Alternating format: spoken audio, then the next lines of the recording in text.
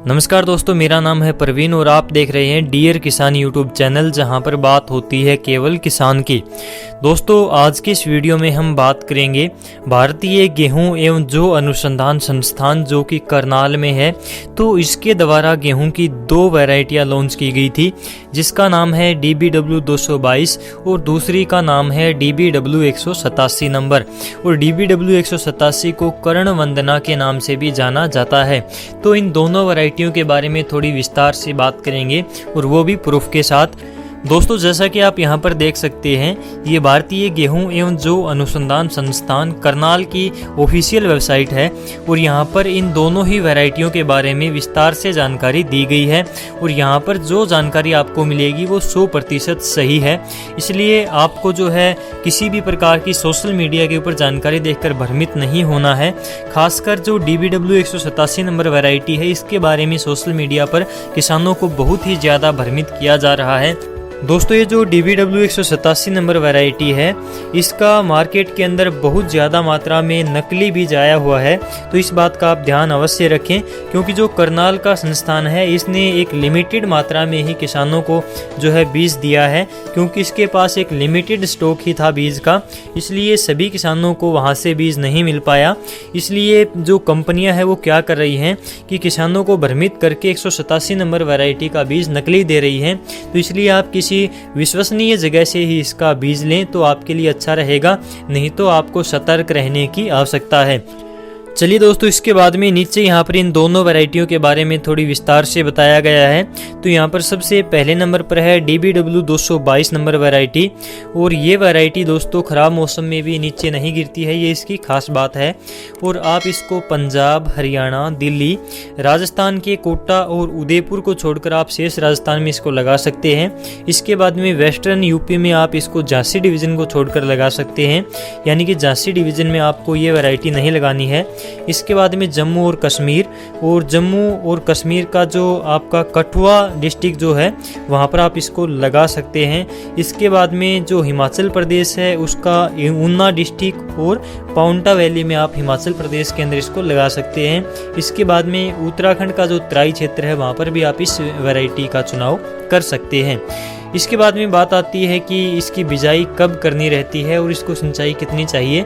तो इसकी जो है आपको अगेती बिजाई करनी चाहिए।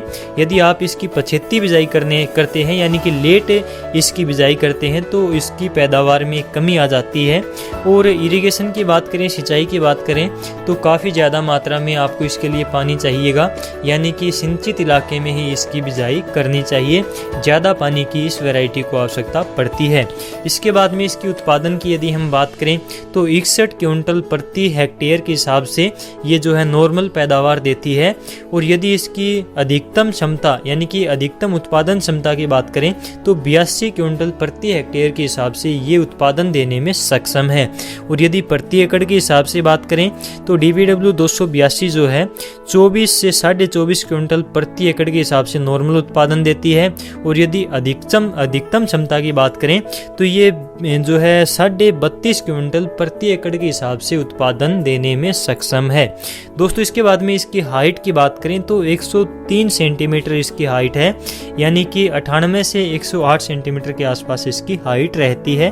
और इसके यदि जो है पकने के समय की बात करें, तो इसका जो पकने का जो समय है वो 150 दिन के आसपास है।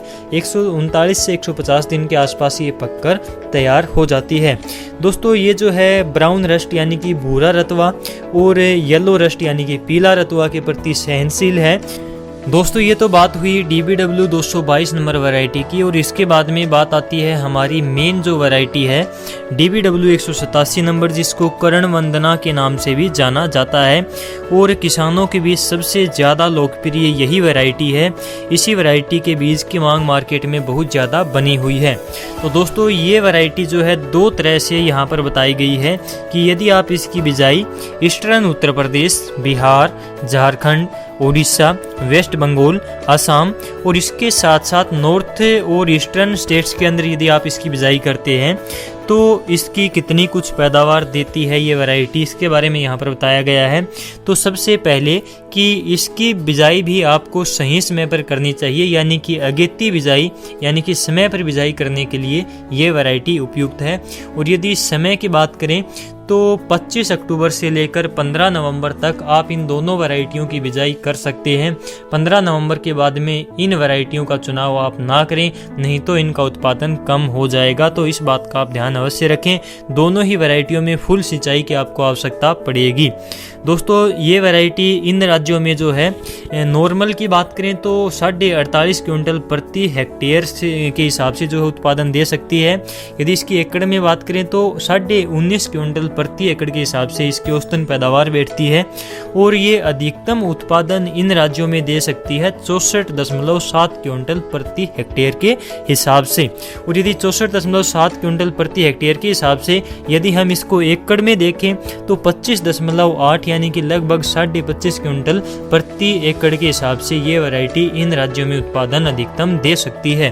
दोस्तों यदि इसकी यहाँ पर हाइट की बात करें तो 100 सेंटीमीटर के आसपास इसकी हाइट रहती है और 120 से 140 दिनों में जो ये वैरायटी पककर तैयार हो जाती है।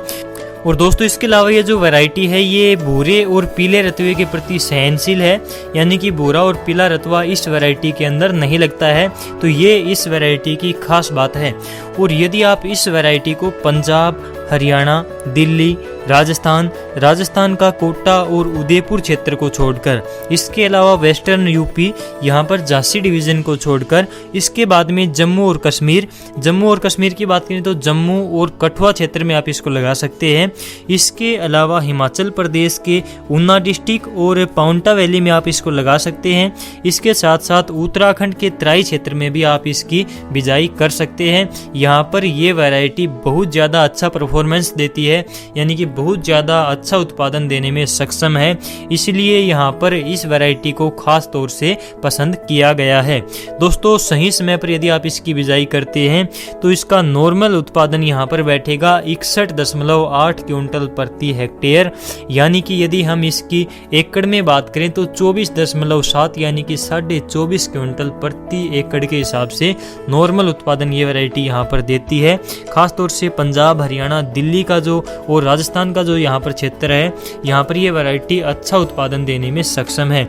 इसके साथ साथ यदि हम इसके अधिकतम उत्पादन की बात करें तो ये वैरायटी 96.6 क्विंटल प्रति एकड़ के हिसाब से अधिकतम उत्पादन देने में सक्षम है। यदि एकड़ की बात करें तो 38.5 क्विंटल प्रति एकड़ के हिसाब से ये वैरायटी उत्पादन देने में सक्षम है।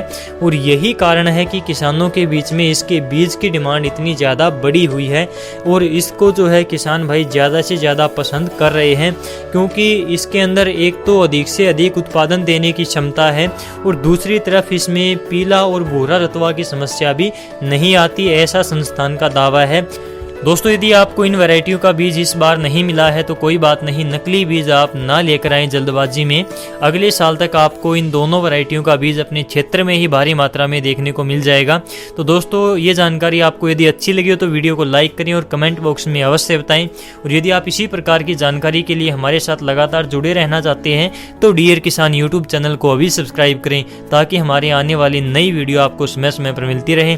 चलिए दोस्तों आज की वीडियो में बस इतना ही, मिलते हैं आपसे अगले वीडियो में कोई नई जानकारी और नए टॉपिक के साथ। तब तक के लिए नमस्कार।